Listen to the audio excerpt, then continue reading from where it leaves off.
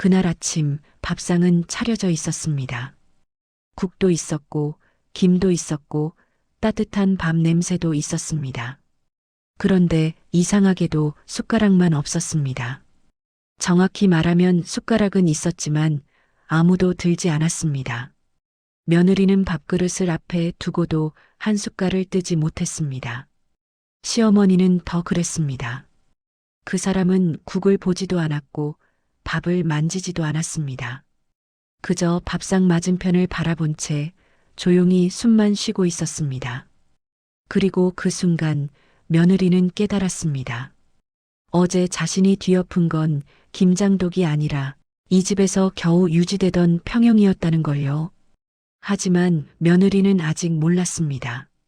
그 김장독이 왜 넘어졌는지, 누가 먼저 무너지고 있었는지를요. 김장날 아침은 유난히 추웠습니다. 마당 바닥에는 밤새 내린 서리가 얇게 깔려 있었습니다.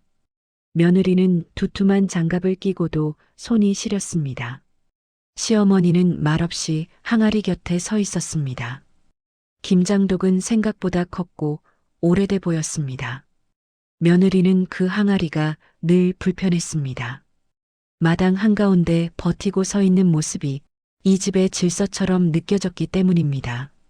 시어머니는 항아리를 옮기자고 말하지 않았습니다. 그저 몸을 숙여 항아리 쪽을 살폈을 뿐이었습니다. 며느리는 그 모습을 보고 괜히 짜증이 올라왔습니다.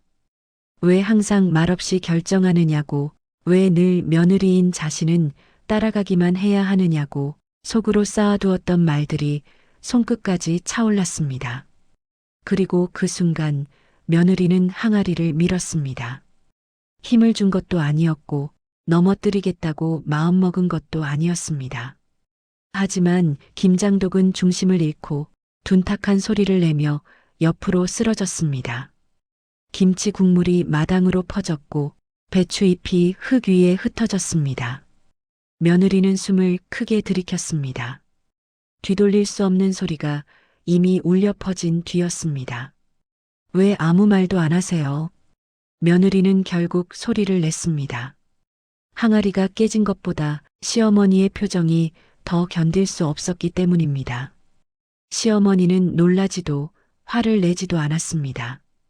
그저 잠시 항아리를 바라보다가 고개를 숙였을 뿐이었습니다. 그 침묵이 며느리를 더 자극했습니다. 화를 낼 거면 내라고, 따질 거면 따지라고, 왜 늘 이렇게 아무 말도 하지 않느냐고 며느리는 쏟아냈습니다. 그동안 참아왔던 말들이 김치 냄새와 함께 터져나왔습니다. 시어머니는 끝내 대답하지 않았습니다. 그 모습에 며느리는 확신했습니다. 이 침묵은 자신을 무시하는 태도라고, 자기를 벌주는 방식이라고 말입니다. 그래서 며느리는 마지막 말을 던졌습니다. 이 집에서는 늘 이런 식이라고, 며느리는 언제까지나 참기만 해야 하는 존재라고. 그 말이 마당 공기 속에 가라앉았습니다.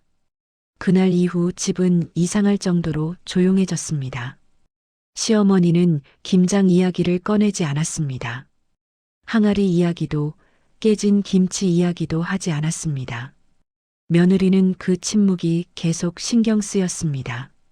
밥을 차려도 시어머니는 먼저 수저를 들지 않았고 말을 걸어도 짧은 대답만 돌아왔습니다.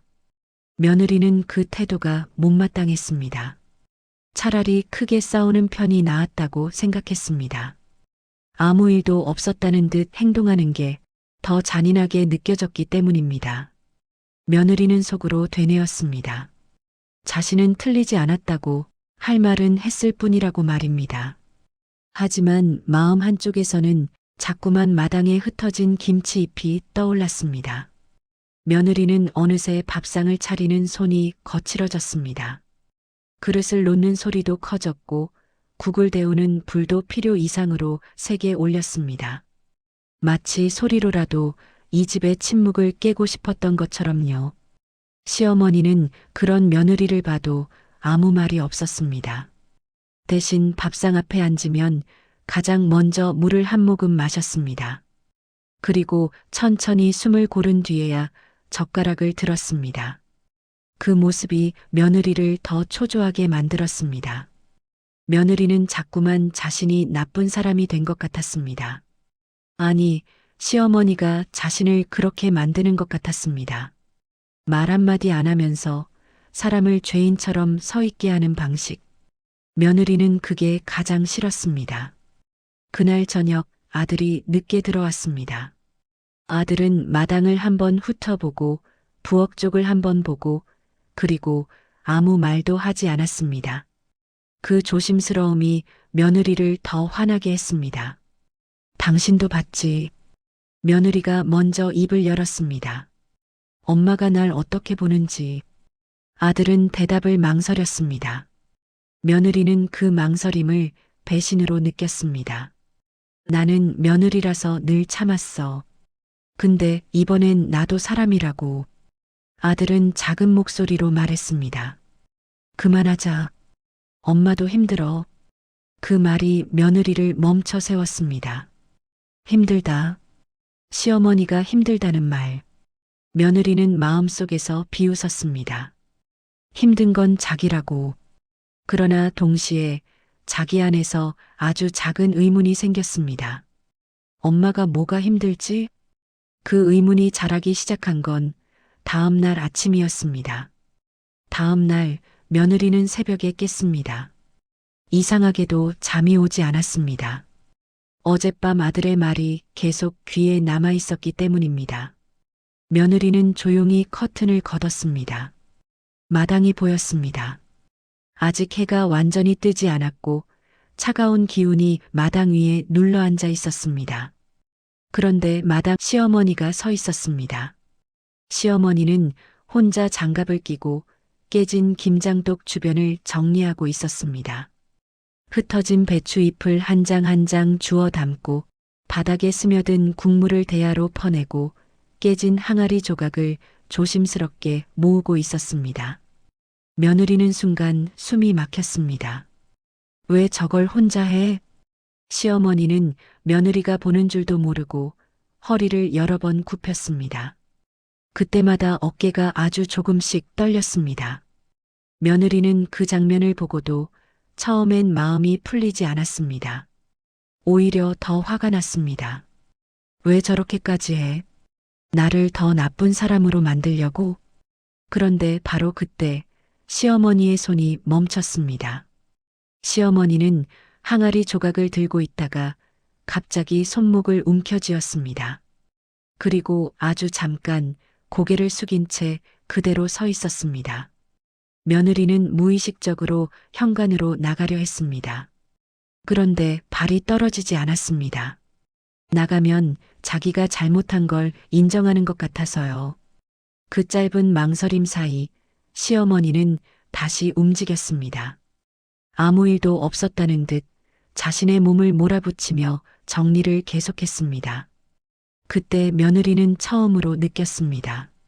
시어머니의 침묵이 벌이 아닐 수도 있겠다는 가능성을요. 그날 오전 며느리는 부엌 창고를 정리하다가 낡은 항아리 덮개를 발견했습니다. 덮개 안쪽에는 오래된 테이프 자국이 남아 있었습니다. 며느리는 본능적으로 손을 멈췄습니다. 이거 예전에 금 같던 거 아닌가? 며느리는 기억을 더듬었습니다. 몇 달 전 시어머니가 항아리를 쓸어보며 말했던 적이 있었습니다. 이젠 오래돼서 조심해야 한다. 그때 며느리는 대수롭지 않게 넘겼습니다. 항아리는 원래 오래 쓰는 거라고 생각했으니까요. 며느리는 창고 깊숙이 항아리 조각이 담긴 상자를 찾았습니다. 시어머니가 어제 모아둔 조각들. 그 조각들을 하나씩 꺼내 맞춰보던 순간 며느리는 얼어붙었습니다. 조각의 한 면에 이미 오래전에 생긴 균열 자국이 보였습니다. 깨지기 전에 이미 금이 가 있었던 흔적. 그 위에 덧칠한 듯한 자국. 누군가가 숨기려 했던 흔적. 며느리는 그제야 이해했습니다. 김장독은 어제의 분노 한 번으로 무너진 게 아니었습니다. 시간이 만든 금이 이미 그 안에 있었습니다. 그리고 더 중요한 사실 하나. 그 금을 시어머니는 알고 있었을 겁니다. 그래서 시어머니는 말하지 않았습니다. 금이 갔다는 말을 하면 며느리가 더 조심하게 될 테고 며느리가 더 일찍부터 무거운 짐을 들게 될 테니까요. 며느리는 입술을 깨물었습니다. 자기가 밀었던 순간이 떠올랐습니다. 그때 항아리는 무너졌지만 사실 무너진 건 이미 버티기 힘들어졌던 시어머니의 하루였다는 생각이 들었습니다. 그 생각이 드는 순간 며느리의 목이 뜨거워졌습니다. 그런데 바로 그때 시어머니의 방문에서 낮은 기침 소리가 들렸습니다. 며느리는 반사적으로 상자를 덮었습니다. 그리고 아주 느리게 방문 앞으로 걸어갔습니다. 이번에는 도망치지 않기로 마음먹으면서요. 며느리는 방문 앞에서 한참을 서 있었습니다. 문을 두드리면 한마디가 나올 것 같았습니다. 죄송해요. 그 말 한마디만 하면 될 것 같았습니다. 하지만 며느리는 그 말을 입 밖으로 내보내지 못했습니다. 미안하다고 말하는 순간 그동안 자신이 버텨온 것들이 전부 변명이 되는 것 같았기 때문입니다. 며느리는 이 집에 들어온 뒤로 늘 괜찮은 며느리가 되려고 애썼습니다. 웃어야 할 때 웃고 참아야 할 때 참았고 넘겨야 할 말은 삼켰습니다. 그런데 그 노력은 아무도 칭찬하지 않았습니다. 칭찬이 없으면 사람은 스스로를 칭찬해야 버틸 수 있습니다. 그래서 며느리는 마음속으로 되뇌었습니다. 나는 잘하고 있어. 나는 참고 있어. 나는 최선을 다하고 있어. 그 말을 믿어야 아침에 다시 일어날 수 있었으니까요. 그런데 김장독이 넘어졌습니다. 그 한 번의 사건이 며느리의 나는 잘하고 있어라는 문장을 한꺼번에 무너뜨렸습니다. 그래서 며느리는 더 화가 났습니다. 항아리 때문에가 아니라 자기 자신이 무너지는 게 무서웠기 때문입니다. 그때 아들이 부엌으로 들어왔습니다. 아들은 며느리의 손에 들린 항아리 조각 상자를 보았습니다. 그거 뭐야? 아들이 물었습니다. 며느리는 대답 대신 상자를 안쪽으로 밀어 넣었습니다. 아들은 며느리의 얼굴을 보더니 조심스럽게 말했습니다. 당신 밤새웠지. 눈이 그렇잖아. 그 말에 며느리는 웃음이 났습니다. 웃기기도 했고 서럽기도 했습니다. 나는 괜찮아. 며느리가 말했습니다. 나 원래 이런 거 잘 참아. 아들의 표정이 굳었습니다. 아들이 이런 표정을 지을 때는 늘 무언가를 숨길 때였습니다. 여보, 아들이 낮게 말했습니다. 어제 엄마가 너 막으려고 했던 거 봤어? 며느리는 고개를 들었습니다. 뭘 막아? 당신도 엄마 편이지. 아들은 한숨을 쉬었습니다. 편이 아니야. 그냥 사실이 있어. 어제 항아리 넘어질 때 엄마가 내 뒤로 손을 뻗었어. 항아리 조각이 내 발 쪽으로 튈까봐. 그 순간에 엄마 손이 베었어. 며느리는 말이 막혔습니다. 시어머니는 아무렇지 않게 장갑을 끼고 있었고 아무 말도 하지 않았으니까요. 아들이 덧붙였습니다. 엄마가 김장독을 혼자 옮긴 이유. 너 때문이야. 내가 요즘 허리 아프다고 했잖아. 엄마가 그거 듣고 너 안 시키려고 자기 혼자 옮기려고 했던 거야. 그 말이 끝나자 며느리는 숨을 제대로 쉬지 못했습니다. 자기가 몰랐던 친절이 자기 오해 속에서 깨져버린 느낌이었습니다. 그런데도 며느리는 여전히 문을 두드리지 못했습니다.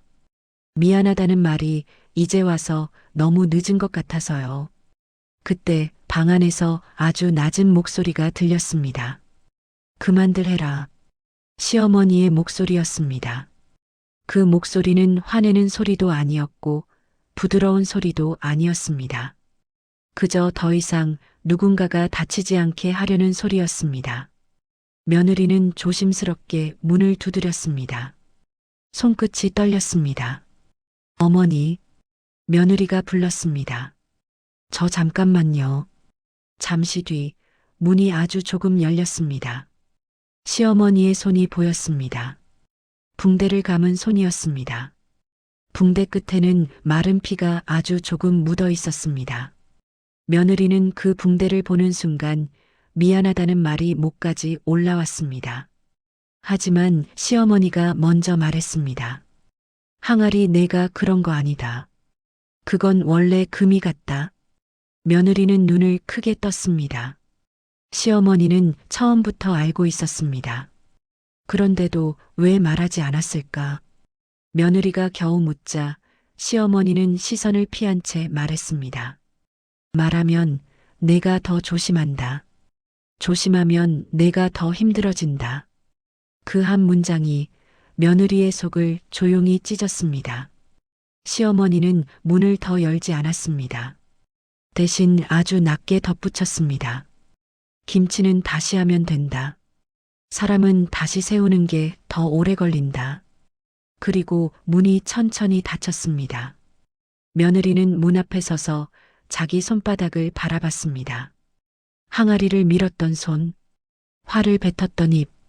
그날 처음으로 며느리는 사과가 아니라 다시 시작이라는 말을 떠올렸습니다. 그날 밤 며느리는 혼자 부엌에 앉았습니다. 싱크대 위에 놓인 붕대 자국이 눈에 밟혔습니다. 시어머니가 다친 걸 알았는데도 며느리는 더 괴로웠습니다. 미안해서가 아니라 자신이 무너진 이유를 들켜버린 것 같아서요. 며느리는 사실 김장독이 싫었던 게 아니었습니다. 그 항아리 앞에서 늘 떠오르는 사람이 싫었습니다. 친정엄마였습니다. 멸치 한 줌으로 국을 끓이던 엄마. 추운 겨울 새벽에도 장갑 하나 없이 빨래를 널던 엄마. 그 엄마를 지켜주지 못한 자신.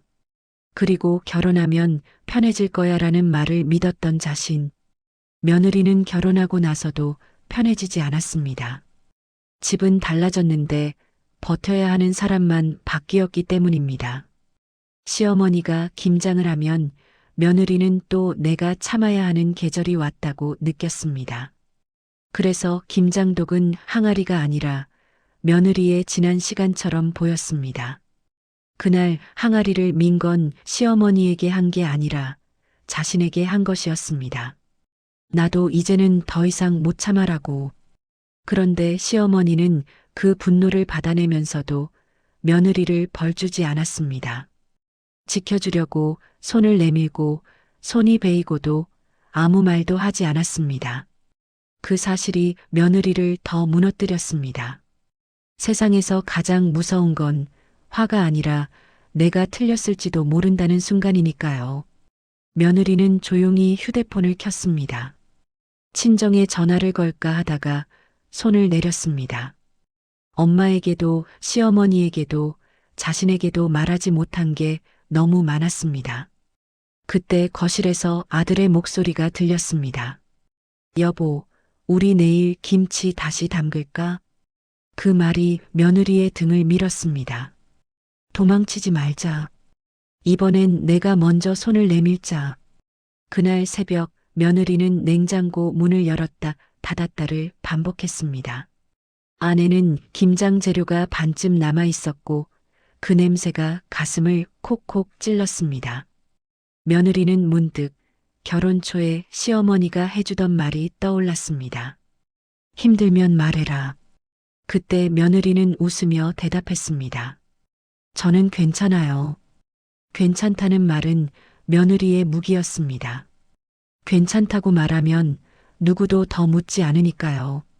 그런데 괜찮다는 말은 결국 며느리 자신을 가장 먼저 속였습니다.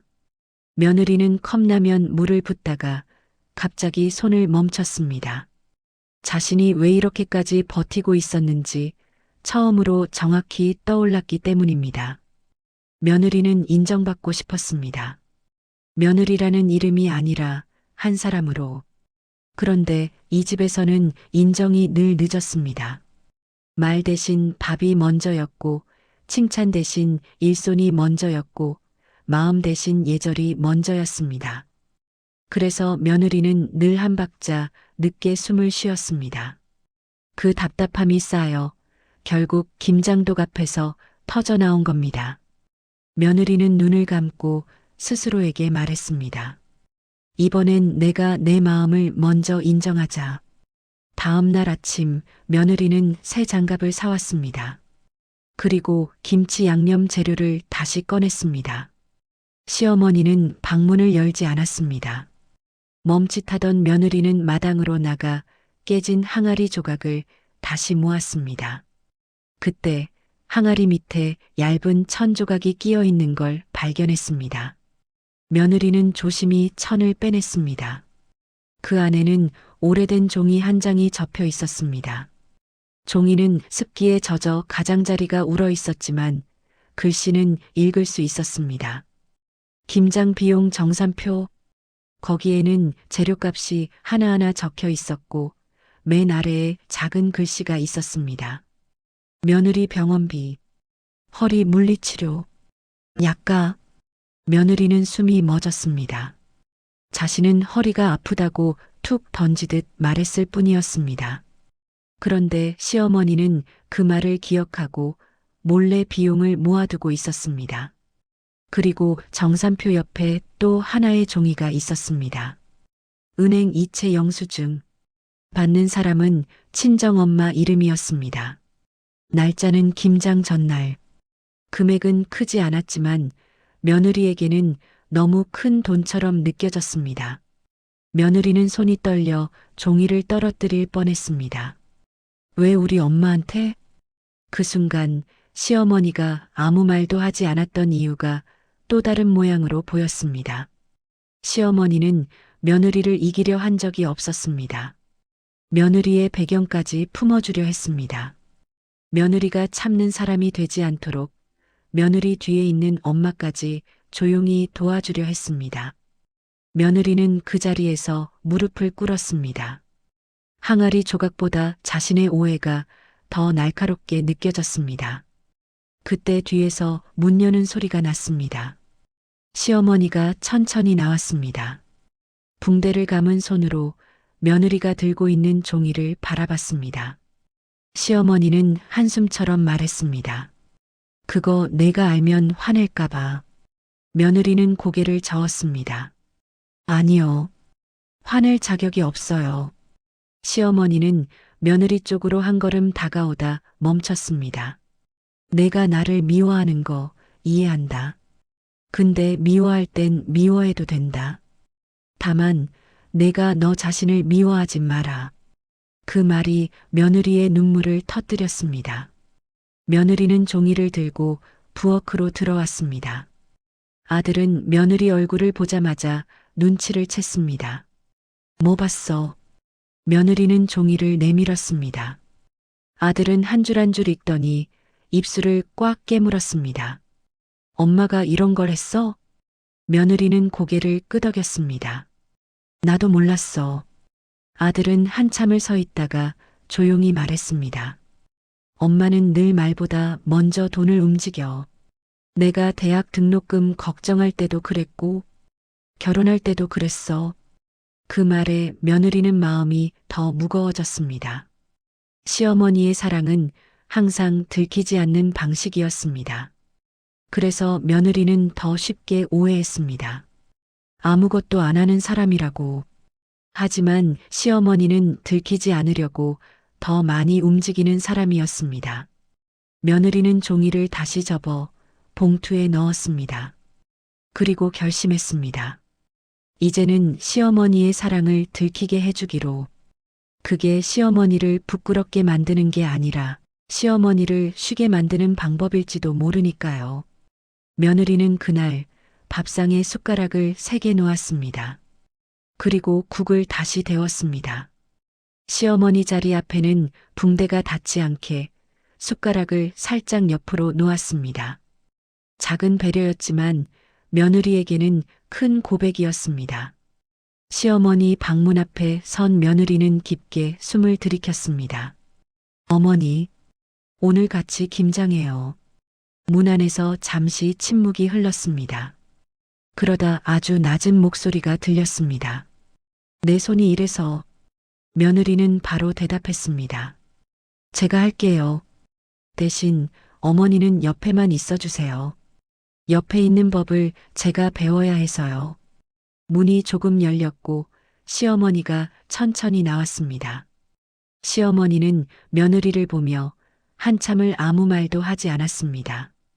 그 침묵은 벌이 아니었습니다. 확인하는 침묵이었습니다. 이번엔 정말 돌아오려는 거니라는.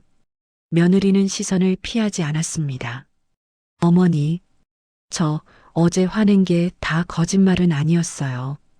저도 힘들었어요. 근데 그 힘든 걸 어머니한테 던져버렸어요. 그건 제가 잘못했어요. 시어머니는 고개를 아주 조금 끄덕였습니다.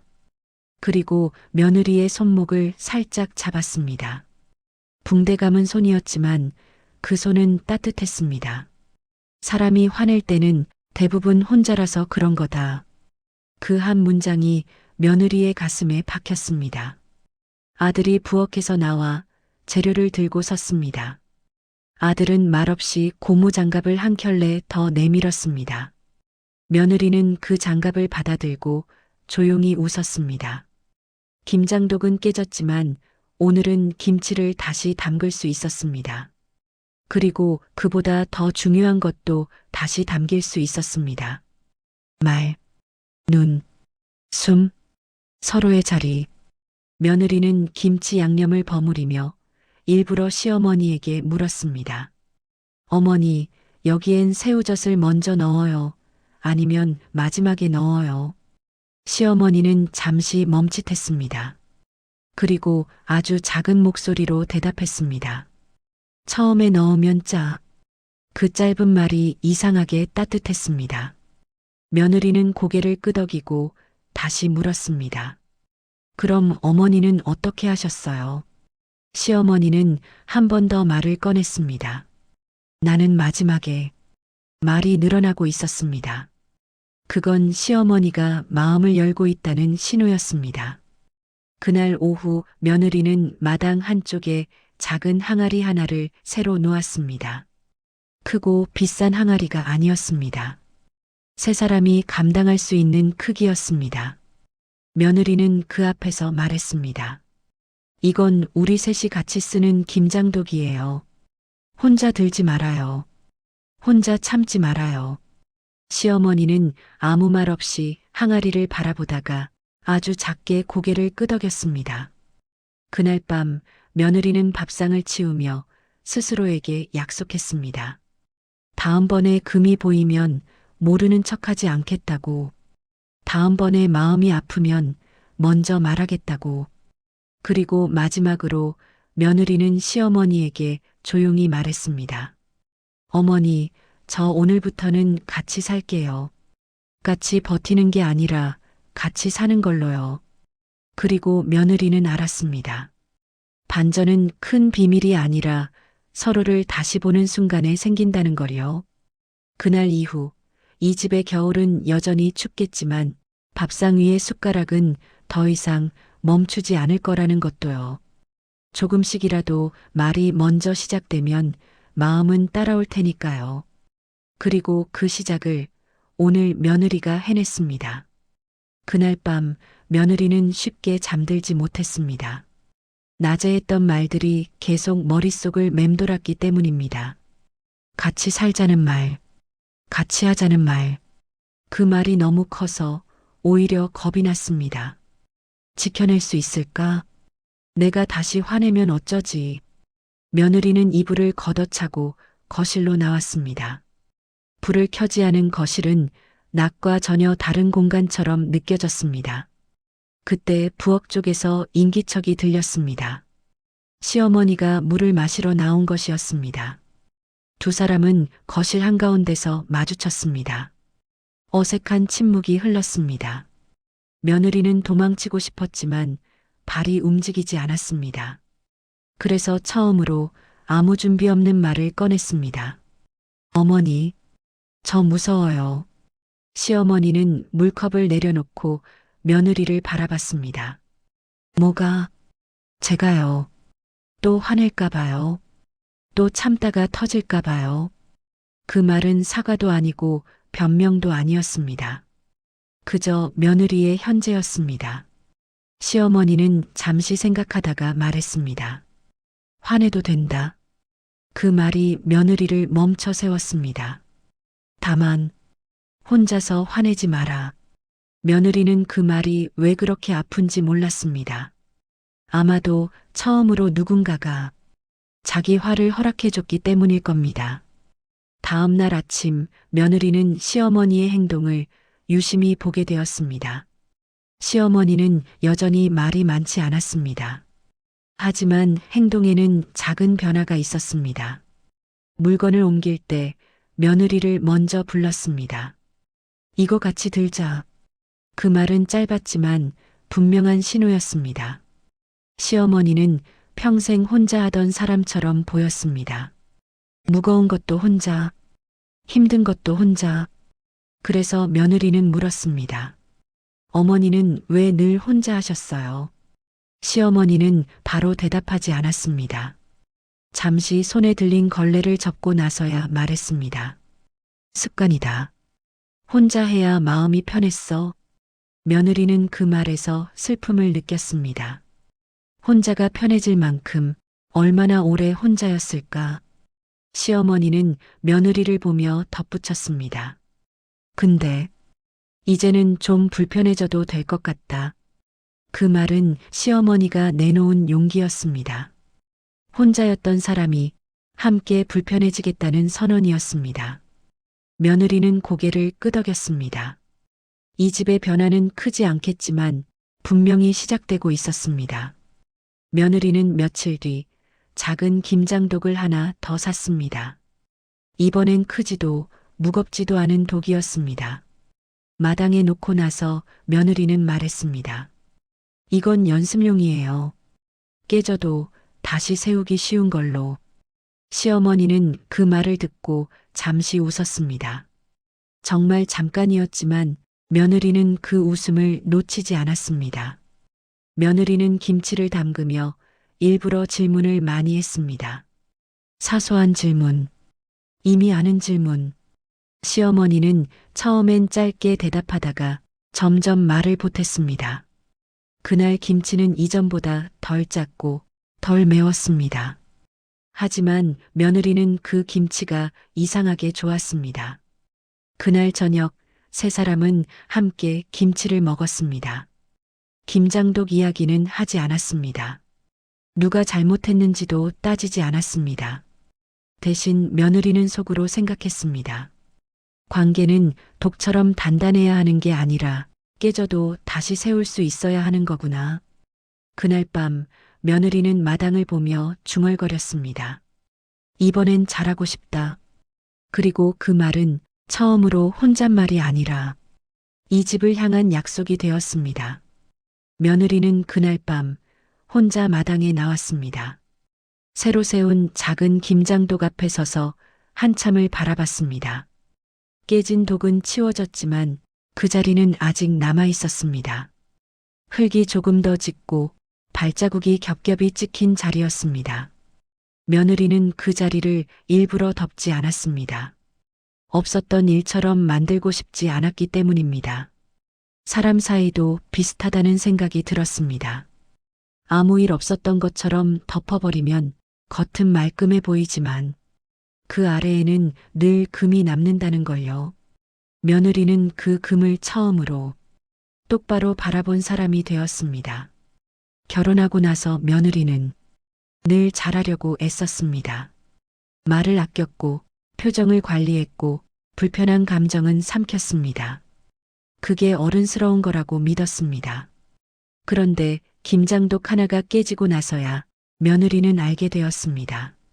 참는 게 항상 어른스러운 건 아니라는 걸요.